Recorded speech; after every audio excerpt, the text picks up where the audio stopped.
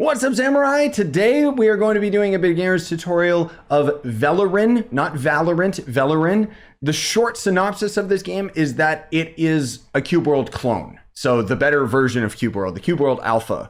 It's a completely free game. It's open source, which means it's very slow development, but it is also an MMO.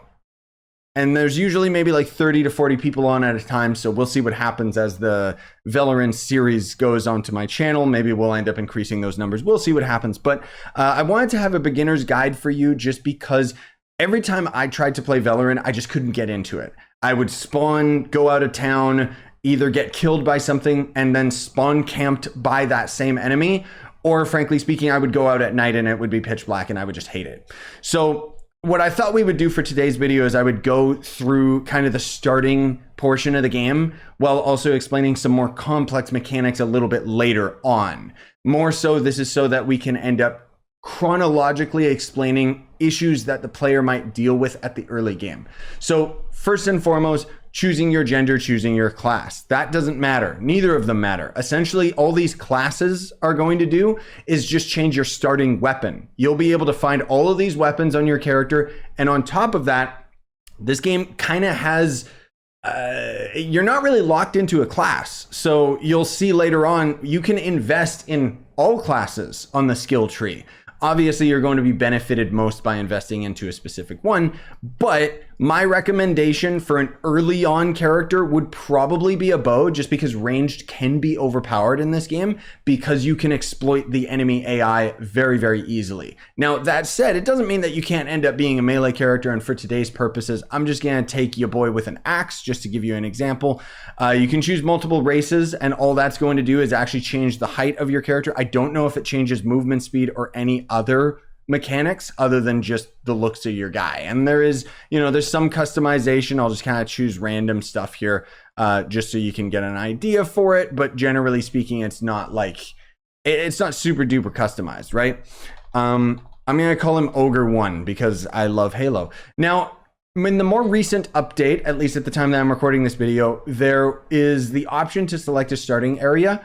Now, I would not recommend starting anywhere other than Abamore, just because it seems to be the primary town where everybody's at. And on top of that, when I ended up spawning at these other towns, I started getting ganked immediately by much, much stronger mobs. Because obviously the game was originally designed with this being the spawn of everybody. And so as you venture out further on the island, that's where you start fighting deadlier and deadlier enemies. I'm not saying that it's impossible to survive in the other areas, but it's just a lot more difficult. So we'll choose Abamore just for that sake.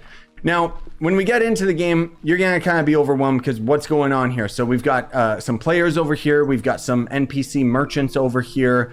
This is clearly somebody's mount. Sometimes you'll see people luring mobs into town that can destroy you. On top of that, you will also see people killing everything in the town because there's no way to prevent that currently, killing all the NPCs. I don't know if there's PvP unless you turn it on, but I don't know how to, so I haven't really experimented with that. Now, merchants are going to end up being your bread and butter because as you end up trading with them, you'll notice they have some pretty decent starting gear, but how do you end up getting currency? So the main thing that I want to explain right here is that cotton and other gathered resources are going to be very, very good to trade with merchants. The way that trading works is if I grab this item, for example, you can see that the sell price is 1 coin while the buy price is 2 coins. So if I, for example, grab this axe right here, in order to end up purchasing this item, I have to put either gold or an item of the equivalent value. So you can see this potion is worth 94 coins if I sell it, right? And then the cheese is worth 40. So I could add these to the trade, and then the merchant's gonna like that because obviously this value is way higher than what he's got. But if I know what class I want to end up investing in, I could end up going for a different weapon. So you can see here's a bronze tomahawk. So this is going to end up being a one-handed weapon, which means that I can actually buy a second single-handed weapon. So let's grab this sword as well. And then you can see that the total value of these items is, what is that, like about 300 gold or something like that. So I probably won't be able to afford this, but I just want to show you as an example. I can add the potion to his trade, and he says in chat right here, that is 29% of the total value of the items that you're trying to purchase. And if I add the cheese, now it's 41%. So you're going to be watching the chat to know how many items you have to actually trade in order to get the item out of the merchant. And you can do this, you know, for gold as well. Like sometimes a merchant will have gold coins. And essentially what I can end up doing is if I move these items out of trade, and then I have both of these in trade, I can hit Control click to make him automatically pay me the equal value of the items that I'm trying to sell. So that's where gold ends up becoming a nice commodity. You can do that control click with other items as well, but that is where gold becomes a really nice trade resource, just because you can very easily not go over the limit of the trade value of the item. So we already know those items that we just sold is 134 gold. One thing that you'll note is that a lot of merchants are going to be spawned all over the place because they can only trade with one person at a time, which kind of sucks. If you go up to a player and press T, that'll try and trade with them as well. That's not a player, that's a guard. Guards and wandering, you know, travelers and stuff like that are kind of there to protect the merchants, just in case you end up attacking them, but you can kill them. So you can see right here, I interacted with this guy before the other player did. And it pays to check the trader's resources because they'll have different items than other merchants. So you can see this guy's got a mortar and pestle, which is required for a certain crafting, a knitted red pouch. So this would actually be something that I do want even on this guy. Because inventory pouches will go here, and you'll notice that on my main character here, I have so much more inventory space because of these pouches. Now you can see this merchant just killed that guy's mount because he turned hostile against the town. Don't do that as a noob beginner's mistake. Do not attack any of the merchants or anything, because not only are you gonna make all of them charge you and probably kill you, but on top of that, you can kind of just be a jerk. And while the merchants are in combat, you won't be able to trade with them. So it kind of screws everybody over. We'll ignore the crafting area over here because this can be very overwhelming, but it will come into play later. Instead, let's start heading out into the world so I can kind of explain a couple things. G is always going to end up being your torch. I'd recommend one of the biggest things that you want to try and get right away is a better torch. So you can sometimes find them off of merchants. Sometimes you can end up crafting them as well. So not only is your torch going to be very useful for nighttime, you know, the better the torch, the bigger the light, but you can also turn off bloom. I'd recommend that because otherwise the light coming off of your torch will actually blind you, or at least it did for me. So I turned the lighting lower to a lower value in the graphic settings so that I can see a lot easier, right? And on top of that, if you end up going to the graphical settings, you can adjust the gamma, exposure, and ambient brightness. So all of that combined can make the night not pitch black like it is in most cases. Control will bring up your glider. Gliders are only cosmetic. It doesn't matter that the merchants sell gliders for like thousands of gold. You don't want to get them because they're not going to make a difference. I'm not going to lie to you guys. I don't really use the gliding very much. I don't know how to use it. Now, in terms of player movement, you might be wondering, why am I moving so slowly in water? Well, that's just because you don't have the perks that make you swim faster. So shift will dive, space will raise you back up. I don't think that there's oxygen to deal with or anything like that. If you hold space on structures, you can climb all of them. You know, they're all going to end up costing you stamina. It's not Breath of the Wild where you'll be able to like necessarily inverted climb on anything. It's kind of just straight up like cubeworld, but you can always get all of these perks that give you more energy. Anything that says energy reward literally just means energy recharge time. But anyways, here's a frog. So if I just hold left click, I'm gonna start attacking. The axe was a very good pick early on because we can one-shot these frogs. Some weapons won't one-shot them, and essentially what'll happen is if you don't end up one-shotting the mob, they'll be able to run away. So every mob in the game, near as I've come across, when they get weak, they start running as fast as they can in the opposite direction, which is both good and bad. It can save you because the mob might have you at one hit and then you get them to one hit and they start running away. Okay, cool. But it makes it really, really difficult to like go out and attack them if you're a melee character, which is why ranged can end up being really, really good for finishing them off. If I zoom my camera into first person, sometimes you'll see these caves. This is where a troll or ogre or more powerful mob is going to spawn. And I can attest to using a ranged character to kill it because you can exploit their AI. Whereas being a melee character, we won't really be able to. However, there is strengths and weaknesses to both ranged and melee, because if an enemy is at a ranged, it's a given that a ranged class is going to beat them, right? But if they get up close and personal, and a lot of the mobs are actually quite quick in this game, you can barely shoot things at point blank range. So it actually is most beneficial to have both a melee and a ranged ability, which we'll get into in a moment, because I want to end up, fighting a little bit more, showing you guys some of the other stuff, and before we end up getting a skill point, and then I can end up kind of explaining a little bit more about that. So this is a beaver. This will be a stronger enemy, but you can see the axe still makes it an absolute joke. So axe, great sword, stuff like that, those are going to be probably your best starting weapons, rather than dual swords and stuff like that, because those weapons, they'll be faster, but they're not going to be as strong for these starting mobs. If you think it's hard to hit mobs ranged, like sometimes your character's head goes over the creature because it's too small, you can always zoom in and go completely to first person. You can also change in the settings so it doesn't automatically zoom in while you're using a bow and stuff. So just FYI. Now, within the same note, you can actually zoom out to an insane degree. You would never want to play the game like this, but again, this was something that they had in cubeworld. I don't really know why it's in this game, but hey, whatever, it's there. What the heck is that? Okay, I'm gonna give you guys an example, hopefully, of just how OP ranged can be, because I'm gonna climb up this tree and hope to God he's not ranged. Oh, never mind. The main thing that you'll be using for healing is bonfires or fire places. So there is normally a fireplace over here somewhere. Maybe it's like over there. I'll comment on that when I end up finding them. But essentially, if you find a fire pit, walking by it will set your waypoint, which is basically your respawn anchor. And if you interact with the fire by going up to it and pressing E, you can rest by it, and then it'll end up healing you. There's the fire. Why is it under the water? That's so weird. Another thing too is when you're in town, this is kind of the waypoint in town. So you might want to make sure that you grab that when you come back to town, because otherwise, if you go to town, don't grab it, go adventure somewhere else, die, you'll respawn at wherever your last bonfire was. For the combat, last thing to mention is that rolling will give you iFrames, so invulnerability frames. So while we're rolling, the enemy can't hit us.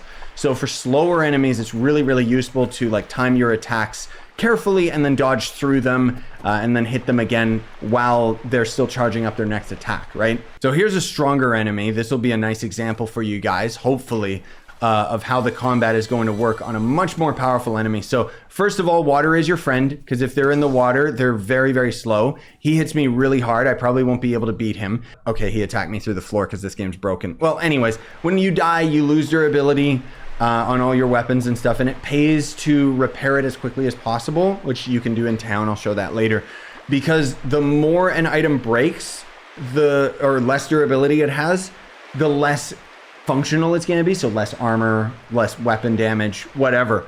But on top of that, if you let it get really, really broken, then it means that the item is going to cost a lot more to repair. So it's not always ideal to just run right back into combat. So R will pull out our weapon and put it away, by the way. And P will bring up this menu, which is the skill point menu. So right now, like let's say, okay, I'm gonna invest a skill point into the axe skill tree. So now I have the axe skill tree unlocked, which has a bunch of different abilities that I could end up getting. But here's the thing, the way that XP works in this game is you're actually leveling up multiple aspects of the game through function. So the general combat, you'll always get XP for this while you're fighting mobs.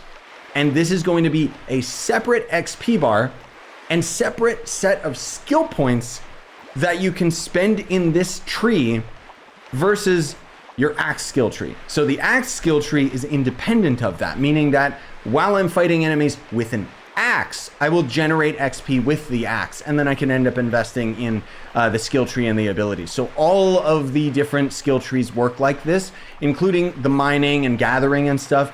That's going to be independent as well. That's why you can set as your XP bar for each of the different skill trees, so that you can keep track of that one specific XP bar, which is the small bar that's at the bottom of my screen. Meanwhile, in the skill tree, if you ever end up taking your abilities off your hotbar, you can always find them in the abilities tab, but you have to have your primary weapon selected for that. Otherwise, in this case, I have a pickaxe, but if I swap back to my bow, Now you'll notice that my ability is here again. At any point, you can end up pulling the map out and you can zoom it out like a crazy person and see all the crazy stuff that's nearby. Middle mouse button will ping it. And if you're in a group, which you press O to open up the players list, and then you can search for a player, add them to your group, and then you will not only see each other's markers, your waypoints on the map, you'll also see where each other is on the map. And depending on your draw distance, more particularly your entity draw distance, you'll actually see the other player's username in the distance. So lower end PCs won't be able to see their friends as far away as I can, for example. So as I am gathering materials, I did want to mention this because we're already kind of here, that cotton is one of the more common resources early on, and cotton actually sells for, it's not showing it right now, it sells for like a value of 20 or 27 gold or something. So it really pays early game to gather as many resources as you can in general, but cotton is going to end up being a really, really nice one. I always go out of my way to gather cotton on my main character just because it's a really, really good commodity to trade for these early items. Later on, it's going to end up obviously becoming way more expensive, and cotton is probably not going to be as good as farming other resources like mob drops and stuff. And everything else, like you can see, like honey and apples and stuff like that. Apples are going to end up being a decent starting healing item. Honey can be used for crafting and so on and so forth, right? So let me actually swap over to my main guy just so that I can kind of explain a little bit of the crafting system. Harvesting is going to end up being something that involves crafting. So that's why we're here going to be talking about crafting. And I'll talk about how you can get mounts and stuff like that as well, which is essentially through crafting. Now, unfortunately, this game kind of copies the cube world crafting. So there's like 50 different crafting tables that are all specifically used to craft specific items. So the anvil is for most weapons, and the crafting bench is for most bows, and so on and so forth, right? Now, you can end up crafting weapons. If you go to modular weapon, you can end up adding a primary weapon component and a secondary component to craft your own weapons. At the early game, this doesn't matter. This is more so for later on when you get different materials that are a lot better. But generally speaking, you'll find better gear from mob drops and sometimes from merchants for very expensive, or just from traders, right? Cooking pots, that'll be for food items and junk like that. Your cauldron is going to be for health potions and so on and so forth. So food items are going to end up being a really good healing item early on as well. You can just put them on your hotbar and then just start consuming them.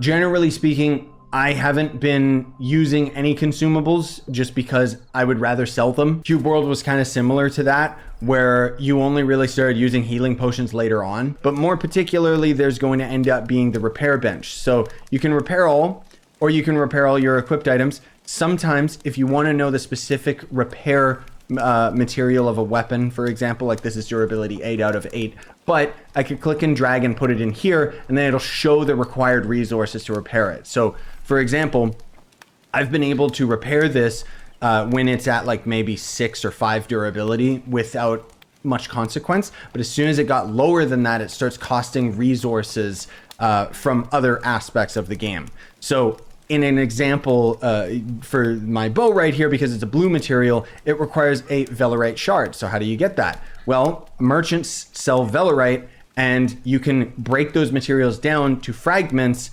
at the salvaging table, which is this one right here. So I'm just gonna give you that as the one example to let you know that most of the starting gear that requires leather or leather strips and stuff like that, these are all items that you'll be able to buy off merchants, but you can also get them through crafting. And crafting is generally going to cost resources that you get out in the world and in the environment. Now, another thing that you can end up crafting is the, I think it's just the collar. So this, as you can see, costs a ruby, which requires mining, which we'll get into that a little bit later. But a collar is going to be required for mounts. And you can actually get collars from some merchants. So here's a creature right here. Basically what you're gonna do is you're gonna get your collar, put it on your hotbar, and then you're gonna press that button when you're near the mob. You can only end up taming mobs that are not hostile towards you. You can tame a bunch of them. I don't know how many the limit is, but some of them are gonna specifically be like better than others. I've heard that turtles and bears are kind of really good starting allies because unfortunately for you, they're really, really stupid and they don't resurrect. So if you get in combat, they're gonna start fighting. So you make darn sure that whatever you fight is something that's not gonna one-shot you and your pet, because otherwise you are not getting that collar back. You can trade with them, which essentially is giving them food items and junk like that so that they can consume that if they start getting weak. But there is going to also be a healing staff in the game, which is the scepters. And the offensive, of course, being the fire staff. So you can end up being a healer in this game. Now, mounts are always going to be very, very helpful, especially early game for traveling, because unfortunately there is no fast traveling in this game. You're going to have to do everything on foot unless you end up like specifically going out and adventuring really far out, and then you die and respawn back at the last fire pit, which hopefully isn't closer. Like that's the only way that I could see you kind of fast traveling, but not really. So back in the crafting area, and we're gonna notice that there are these tools. So you need to have a craftsman hammer in order to make a stone pick. But in order to make a stone pick, you need all these resources. So stones you can just find out in the world, in the environment. They're usually nearby town. And they'll be out in the wild, but I'm just saying they're near the starting town. Same with wood logs. And then leather you'll get from animal hide. So you get an animal hide by killing an animal, and then you'll end up being able to make it into leather strips. And then you can make yourself a stone pickaxe. Now, at any point, you can end up putting something in your offhand right here. So I can put the pick here, and then I can press tab to swap my active weapon. On top of that, single-handed weapons, you'll be able to dual wield any of them, and this is kind of your dual wielded offhands as well. But my bow is two-handed and the pick is two-handed as well. Okay, so here's some ore right here, just in the environment. I just pull my pick out, hit it, and then grab the ore. Now, you'll notice that we're getting 3 XP off of this ore, right? So that, as mentioned previously, is going to specifically be our mining XP. Now, another thing that I wanted to mention briefly is the graphical settings. You can at any point press F1 and change all of your controls and stuff, but the graphical settings, I have the water at the lowest resolution because I can crank it and it does look quite beautiful, but it makes it a lot harder to see certain mobs, and just generally speaking does drain my frame rate a little bit because it's kind of like RTX on. Especially during the rain, because it's going to end up having a reflective surface on the ground. So just letting you guys know that this game can look prettier. It's just that I'm not doing that. So yeah, hopefully you found this video helpful for a beginner's guide. The main reason I wanted to make this video is I am going to be doing a Veloren series on my channel, and generally speaking, I'm actually quite addicted to this game. So I'm expecting that series will potentially be quite long, and I wanted to have a video to let you guys and gals know what you're getting into so that you're not just completely flabbergasted and overwhelmed. If there's anything that I ended up missing, you can sound off in the comments below and let me know. But if you found this video helpful, I would very much appreciate if you smash like, sub for more, buy the merch you want to support the channel, and have a wonderful day. Sayonara and stay epic, everybody.